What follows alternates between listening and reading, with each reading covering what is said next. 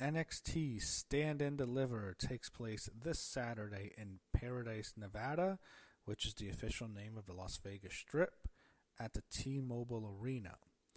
For this show, the performers are going to have to report to the venue at 5 o'clock in the morning, which is not out of the ordinary for WWE shows. Usually you have to go around 7 hours before showtime. It's just that this show is going live at 10 o'clock in the morning on the Pacific Coast. And to me, it just shows that WrestleMania weekend is just too crammed up with shows. Once you had the second night of WrestleMania and SmackDown being on Fridays now, it really changed up the old schedule. You would always have an NXT show, the Hall of Fame, and WrestleMania. Now it's just too much. And as a result, you have the Hall of Fame starting at 1 o'clock in the morning Eastern Time and NXT Stand and Deliver starting at 10 a.m. Pacific Time. Now, this show, I think, was really saved by the last episode of NXT because the build-up has been extremely lackluster up until last Tuesday. However, they did a great job of building up the matches. A lot of it came together at the end, but you know what? Sometimes that makes for good shows because I think they did such a good job that I'm now really excited for this show. Where previously I just wasn't.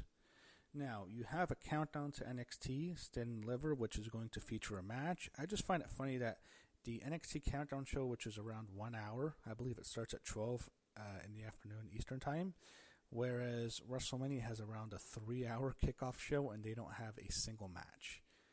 I don't understand why you could have added a few matches on the Countdown to WrestleMania show. They used to always have matches on the kickoffs or the pre-shows, whatever you want to call it now.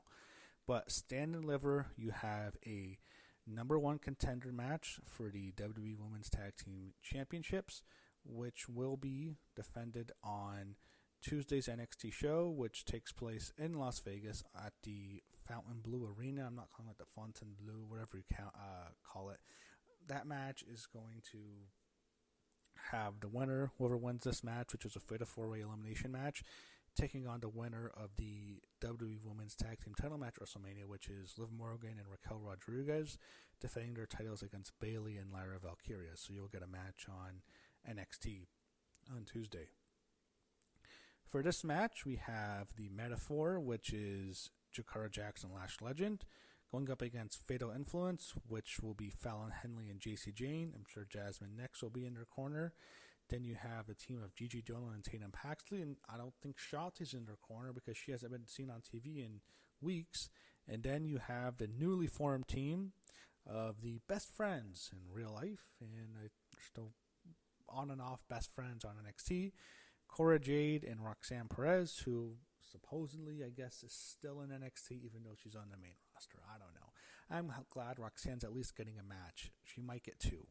Because in this match, I'm going with the two women who I actually like the most. I actually want them to win. And I think it actually makes sense for them to win. And because of that, I think they will win. I think Cora, Jade, and Roxanne Perez will win this match.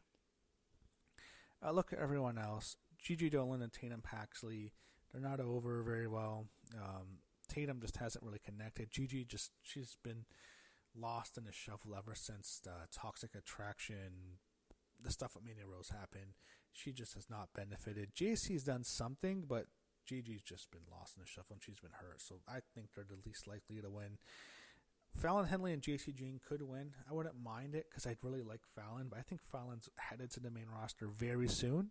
I think it makes sense. People thought she might get called up last year, and I don't think she'll end up like Kiana James. I think she has something more to her. I think she might do well on the main roster, but I think she's going up. Jacy, I don't know. I doubt she goes up. And then the Meta-4 girls, I just don't see it.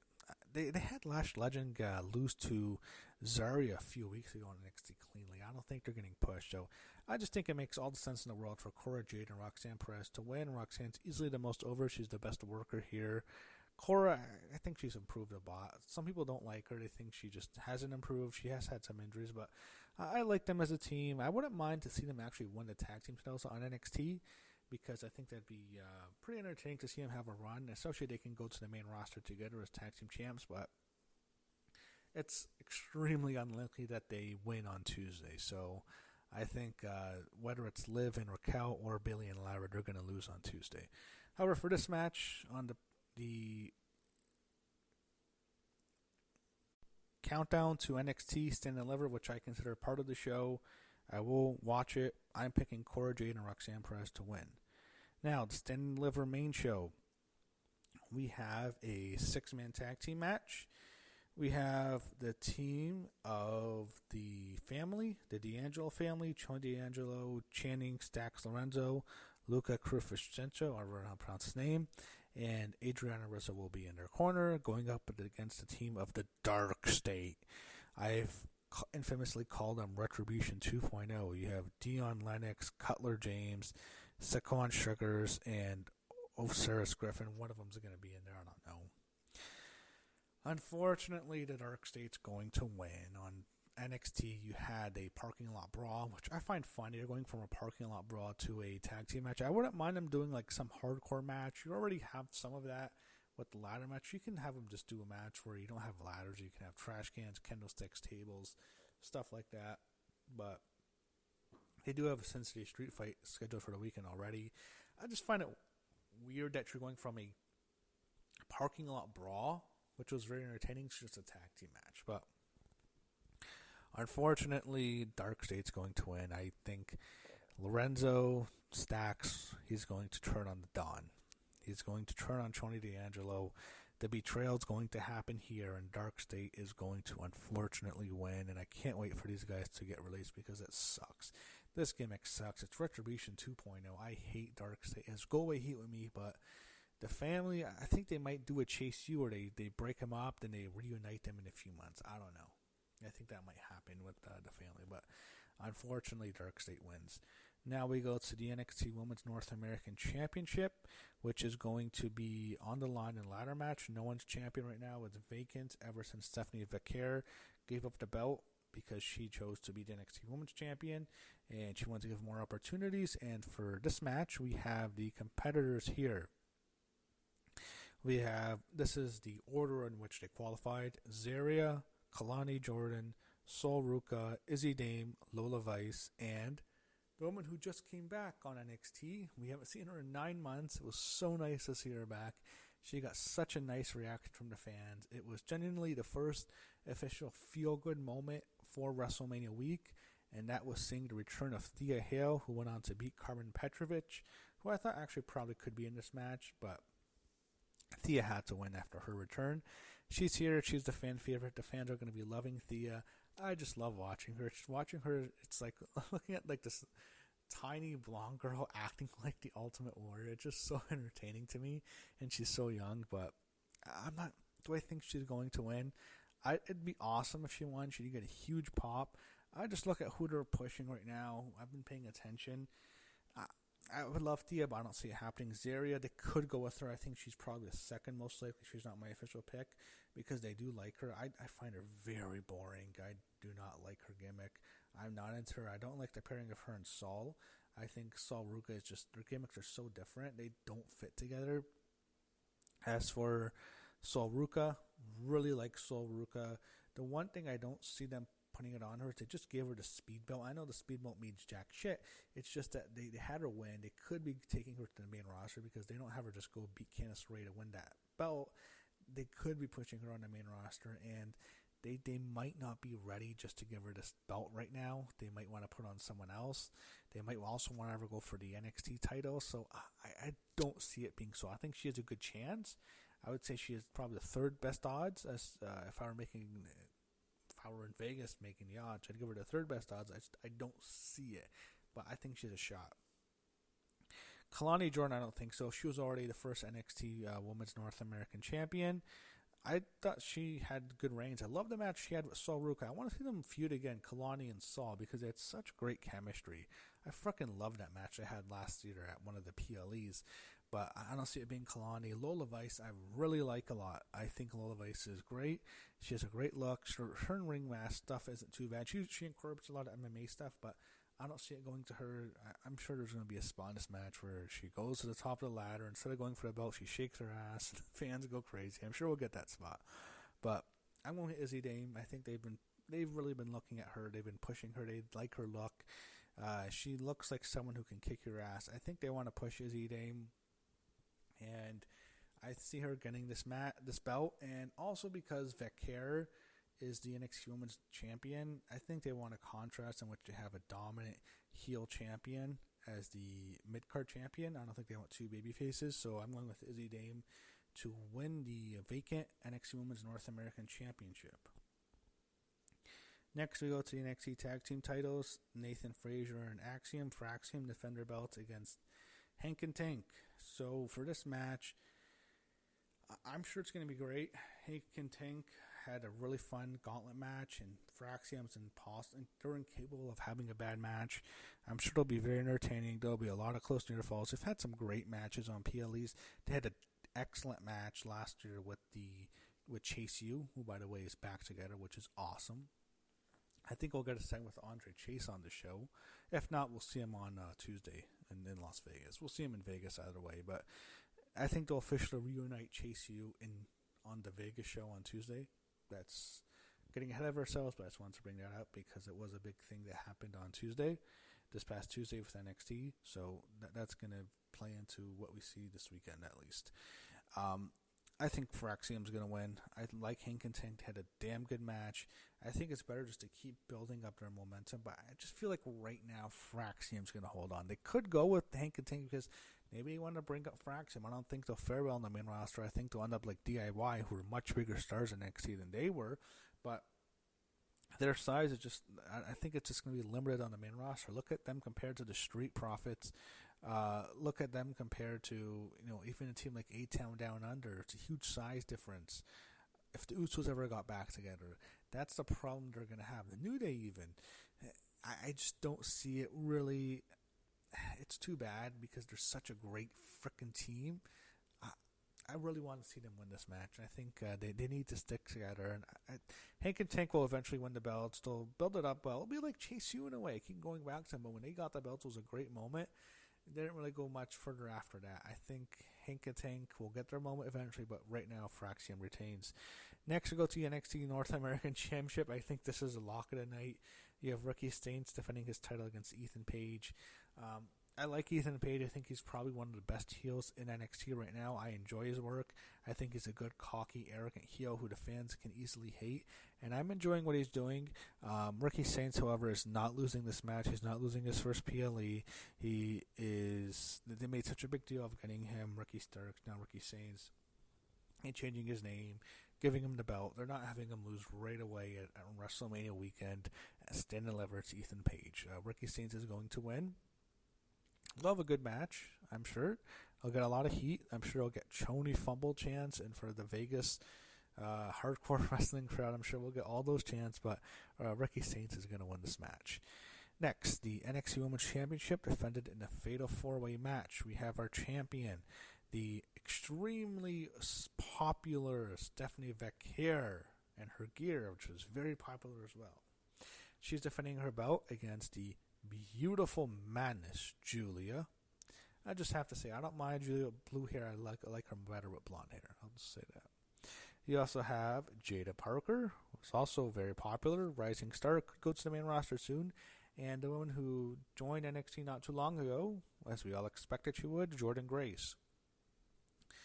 I would much rather prefer if these two matches were separate singles matches. I would like to see Jordynne and Jada on an NXT Stand and Deliver by themselves, like having a 10-12 minute match. I would like to see that a lot. I think they can actually really deliver and have a very solid matchup. I would much rather see that because they've had a good feud, and I would love to see Stephanie and Julia have that proper match that they should have had. They had a really good match at Roadblock at the theater at Madison Square Garden last month. The problem with that match was it got cut short at the end because it was TV and other matches I think had gone long, and you can see they rushed to the finish. Even though the match itself was still very good, it was a damn good match. I just want to see these two WrestleMania weekend. They have like a 25-minute classic in front of a hot crowd. Everyone's going to talk about it. It's going to be one of the best women's matches ever. I know they can have it, and they're eventually going to have it. I just don't think it's going to happen at WrestleMania weekend. I think this is their only shot because next year, I think they're both on the main roster by next year. They have to be, because they're just so good, both of them. And but it is a fiddle for it. They're going to have a great match. I think this is going to be great. Who's going to win? Jordan, I don't think, wins. I don't think she needs to win right now. I don't think it's too early. I don't think she's getting pinned, but I don't think she's winning. Jada Parker, I don't see it. I wouldn't mind it. I really like Jada. I think she has a great look. I'm sure everyone loves her behind her ass. But Jada, very talented, has a lot of potential. I can see her being a star on the main roster. I don't see her winning. Julia, she will become NXT Women's Champion, just not this weekend. She'll eventually get it back from Jakara, and then they'll go back and forth with the belt. I hope we get to see that.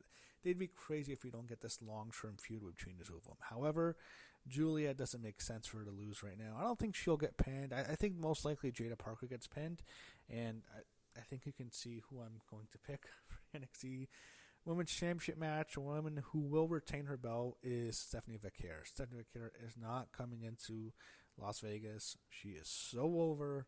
She is a star in NXT. They just did this big featurette with her in which she chose NXT because it's her passion. She could have made more money elsewhere, but she wanted to be in WWE. She is so over with these fans right now. It'd be crazy to have her lose right now. Stephanie Jakara will retain the belt, and I think it's most likely she pins Jada Parker.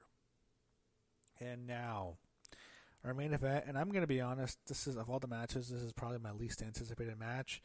I really want to watch the countdown match. I'm looking forward to that a lot because I like Roxanne and I like Cora. I'm looking forward to the women's ladder match. I think that can be really good.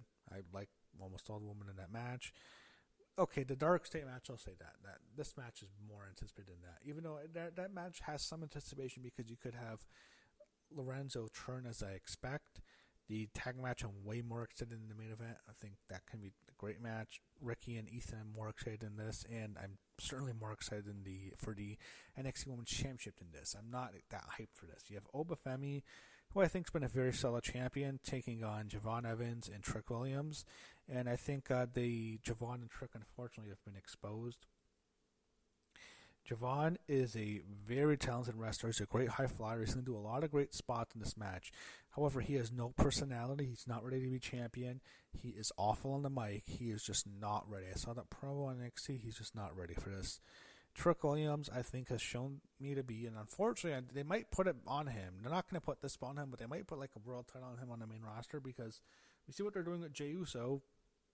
Trick Williams is Jey Uso. He has whooped that Trick. Booker T does a great job of selling it. Yeah, I love that. Whoop that Trick. Whoop that Trick. Here's the thing. This is just Yeet to me now. He's just not very good. He's not very good on the mic. He's not a good promo. He's not very good in the ring. He has a good look to him, and he has a cool catchphrase. That's it. This is Jey Uso to me. That is what I see with Trick. I don't like Jey Uso. I have cooled off on Trick. Carmelo Hayes is much more talented than him. The thing with Carmelo is he just doesn't have the size that Trick does. Carmelo is much better on the mic, much better in the ring, way better in the ring, I shouldn't say that. But he just doesn't have that size. Trick has a good size and a good catchphrase. It's just he's not very good at everything else. He's not ready to be a top star here. If I were me, I were making the decision here. This is such an easy pick.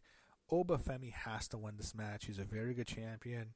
He's winning this match. Obafemi retains his NXT title in the main event Stand and Deliver, and that's my prediction. So we have a big NXT PLE this Saturday, 1 a.m. Eastern Time, 10 a.m. Pacific. I will be watching the Countdown show. I hope you do too. I'm not going to miss all the women. And one thing I like about the women's division is how it's all being featured. Almost all the top women all have spot. There's a lot more multi-person matches. I would prefer more single matches. But I do like how much they're highlighting the NXT women's division. So we have that. Hopefully we get a great show. Stand Livers have always been good. It's always been one of the best shows WWE puts on for NXT. Stand Livers is usually one of the best PLEs they do. And I think we're going to get a very good show. A little bit too many more multi-person matches than usual, but I think the card, especially how good NXT was, I'm looking forward to it, and I think it's going to deliver, and I think we're going to get a very good show, maybe even a great show this Saturday before WrestleMania.